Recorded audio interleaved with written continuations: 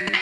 So we're going to talk about really why did these 11 states want to secede and become their own country. So we're going to kind of dive into that by focusing on the differences between the North and the South. And it will be some of these differences between the northern part of the United States and the southern part of the United States that will cause those 11 states to want to secede. So we are going to focus on four major differences between the North and the South. One is going to be their economy, and that's really their source of money. We're going to talk about their population, how many and what type of people are living in these areas.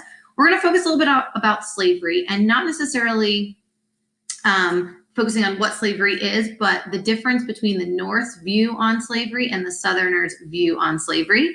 And then the last thing we're going to talk about is really who has power, who has control to make decisions, and who the Northerners believe should have the power versus the Southerners. So let's go ahead and break it down. At the end of the Revolutionary War, we realized as a new country that we needed to start building factories in our new country because while we were colonies, we always relied on the factories of England. And so now that we are separated from England, we need to build our own factories. And so we typically built these factories in the North. And so people living in the North, many of them worked in these factories, and many of them lived in cities in the North. And this is very, very different than the South.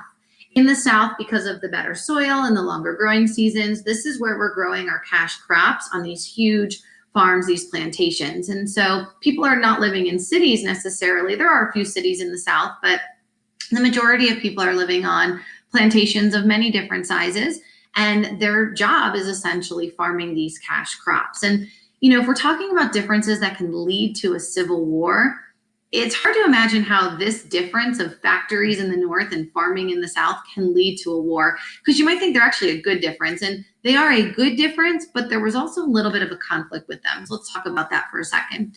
Definitely a good difference, and you can kind of see in this map here, we are growing cash crops like cotton in the South.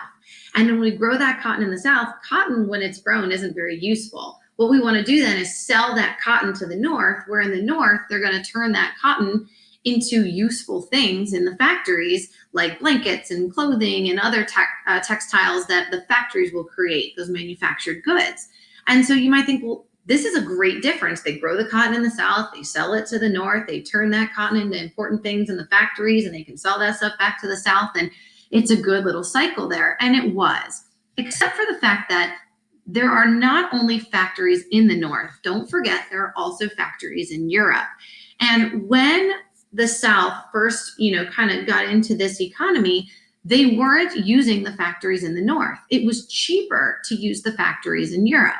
And so what happened was Congress made a law, and the law was to help get business for the factories in the North. And this law added a tax on imports, a tax on things shipped in to the United States of America. And a fancy schmancy word for a tax on imports is a tariff. And so this law gave a tariff, which meant it would now be much more expensive for the South to buy these imports from Europe's factories, which would kind of force them in the South to rely on the factories of the North, because it would be cheaper than using the factories from Europe because of that additional tax. And the South was a little bit sour about this tariff, because this tariff kind of took the decision away from them. It really no longer allowed them to choose where they bought their goods from. It kind of forced them to use the factories of the North, which didn't sit well with the people of the South. So while this can be a good difference, there was a bit of a conflict in the United States with that tariff. Let's talk about population, the number of people living in the states in the North versus the states in the South. In the North, we have 22 million people, compared to the South, where we only have 9 million people. Now, that's already a huge difference, 22 million, 9 million. But if you look at that 9 million, and you realize that of that group of 9 million, 4 million of them were slaves. So that makes the difference even greater. If you kind of look at just the non-slave population of the South, that's now down to 5 million. So we have 22 million people living in the North and 5 million people living in the South, plus the 4 million people that were slaves in the South. And again, we're looking at differences that can lead to a civil war. And I'm not 100% sure that that's a difference that could lead to the war.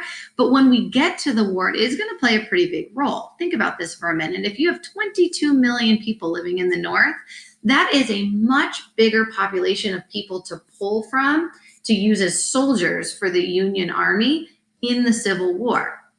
Compared to when you're looking to get soldiers for the Confederate Army, we're only starting with 9 million people. But when you take away those 4 million slaves from that group, we're left with 5 million possible people to use as soldiers. So that difference in population will play a really big role during the Civil War.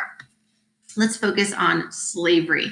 Now, this is going to be a big one because slavery is an emotional topic. It brings out emotions in me. It brings out emotions when we would discuss it in the classroom. And so emotion can really play a big role into this, and slavery is going to be one of those things.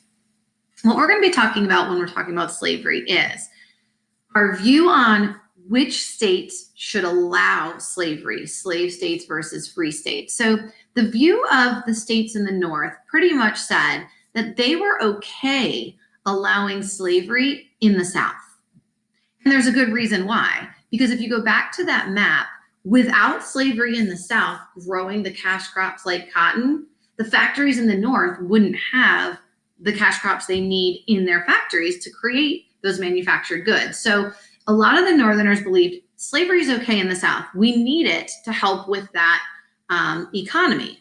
But they did not believe that as more and more states joined the United States of America, people in the North did not believe that those new states should allow slavery. So the North did not want slavery to move west as our country grew and grew. Now, the South's view was pretty different. They, of course, were okay with slavery in the South. According to them, their economy is based on permitting slavery. They did not believe that their plantations could run without the use of slaves. And so, of course, the South was okay with slavery in the South. But they also believed that as new states joined in the West, as our country grew and grew, that those states should allow slavery as well. So the South was okay with slavery in the South, and they wanted slavery to spread west. And this idea of whether or not slavery should spread to the West caused a lot of heated debates and a lot of sour feelings. Another difference between the North and the South when it came to slavery was at this time period, there were people that really started to believe that slavery was wrong, that it was immoral to own another human being in the form of slavery. And so there was a group of people that started to grow in the North that were called abolitionists. And the word abolish means to get rid of slavery. So abolitionists believed, that slavery should end and that there should no longer be slavery at all. And so this is another major difference between the North and the South, that the number of abolitionists in the North also started to increase. Okay, this last one, bear with me. I'm going to give you a kind of an analogy that hopefully will help you to understand this a little bit better. But this last one is talking about the difference in the views of who has the power to make decisions.